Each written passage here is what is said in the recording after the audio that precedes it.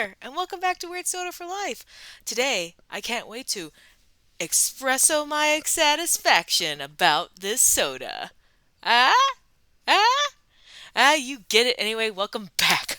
That's right. Today you are hearing me correctly. There is espresso in them, our hills. We are trying Northwoods Soda's Espresso Root Beer.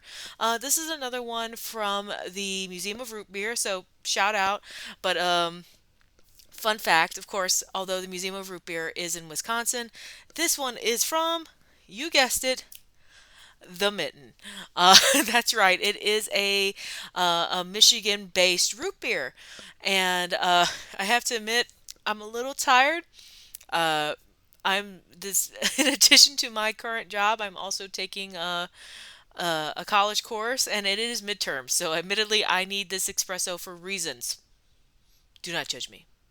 Anyway, but let's talk a little bit about this. I don't think that I have had a Northwoods soda on the channel, so I thought we'd go do, the history, but we'd go very briefly into it.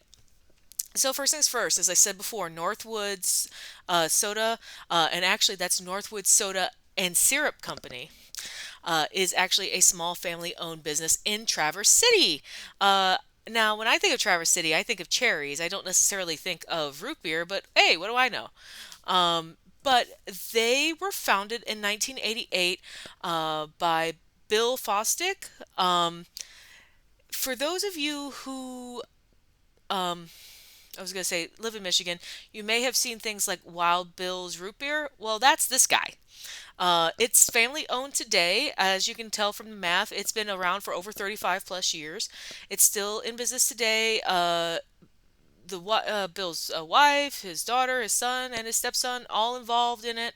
Um, but what's interesting too is that their baseline of success is not necessarily just soda. It is again that syrup.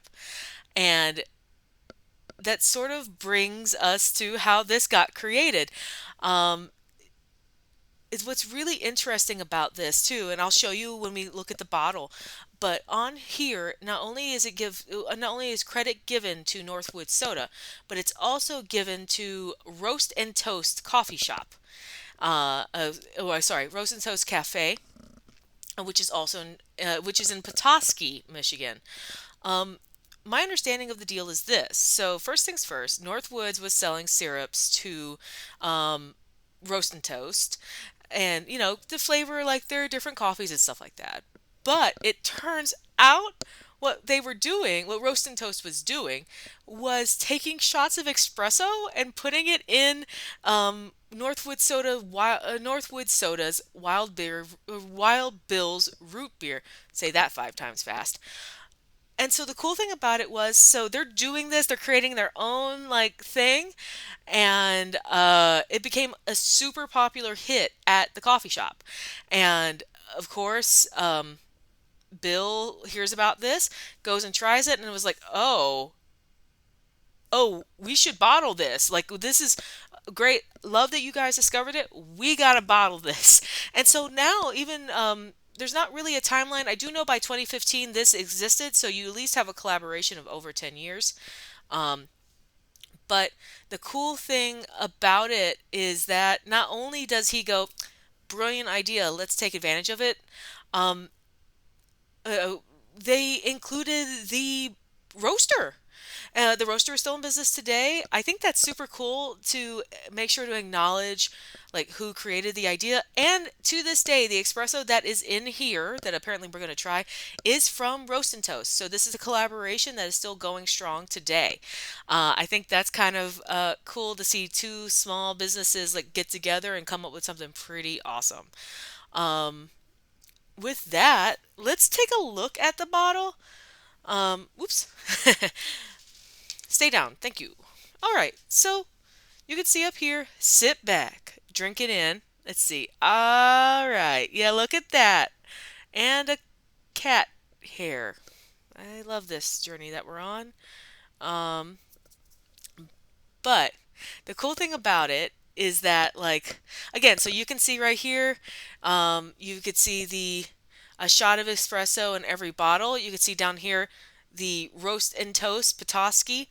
And actually, on the side here, it describes roasted toast espresso as a blend of some of our finest coffees: Ethiopian, I'm going to butcher this, y'all, Sulawesi, Guatemalan, and Colombian to bring you a well balanced yet bold flavor, mild acidity, complex aroma, dark chocolate, and a strong finish. And up here, it's got, it has two name. That's not going to go. But trust me when I tell you that this says Chucky's, R&T's chief roaster, and David, head soda jerk. And if that's not a title, I don't know what is. But, and if you're looking at the ingredients, sure enough, the first three ingredients are carbonated water, cane sugar, and espresso. So, with that, let's see what we've gotten ourselves into. Is this a twist top? No. Okay. How could this keep happening to me? Put that down. I can see that an accident waiting to happen, right? Okay, good. I don't feel silly. That was not a twist top. Huzzah to me. Oh, and I will say, I did notice this. On the side of the bottle, it says, sit back and drink it in. I want to say, cool bit of marketing. We see the cap, and inside it says, sit back and drink it in. How cool is that? With that, let's see what we've gotten ourselves into.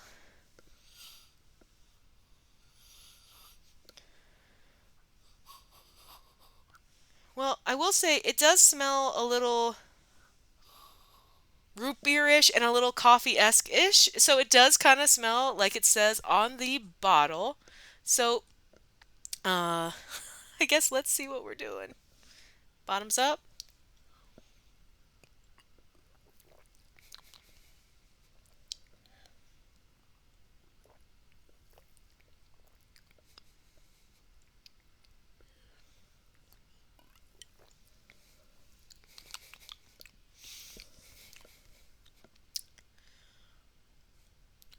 Oh, that's really interesting. Like, huh.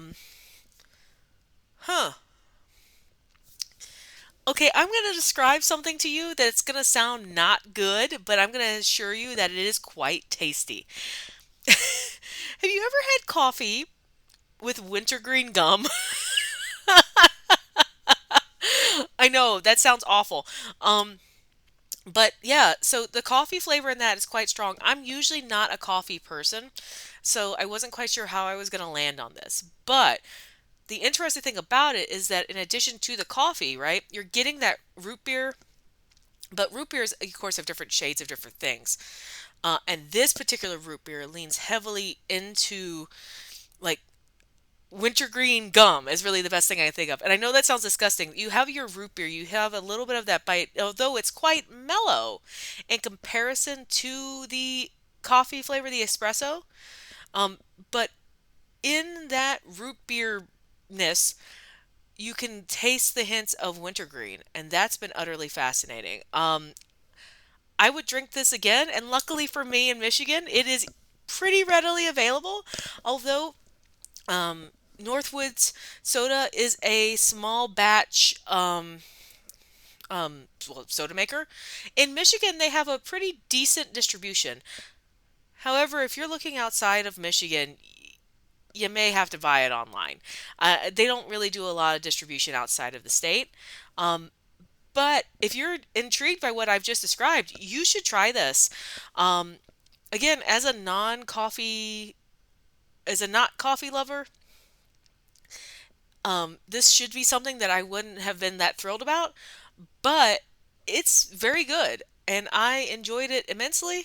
I think that if even if you don't quite like coffee, if you like root beer, you should give this a bit of a go because the coffee plays really, really well with the root beer elements, and I'm delighted by that. That's pretty cool, and I will have another one. Um, I will probably not recommend having more than one or two. I mean, I think there's like 60 milligrams of caffeine in just one, and while yours truly does drink like a monster a day, I don't recommend that for people who do not take in that much caffeine. Um, but this was excellent. I'm so delighted. So yeah, go get this if you can find it, and if you can't find it, neither, neither, neither. Next week we are heading back to Wisconsin. Um, I guess after hearing me talk about Sprecher root beer and all these other things, Mr. Weird was like, you know what you need? Some Sprecher. So we are actually going to be trying Door County's cherry cola next week on the channel. Will we get to experience some of that honey roasted flavor? I don't know, but I guess we'll find out. Until next time, drink weird and you put your espresso in my root beer. I put my root beer in your espresso. Is this a euphemism for something? Absolutely not. This is literally what's in the bottle. What is the matter with you? See you next time.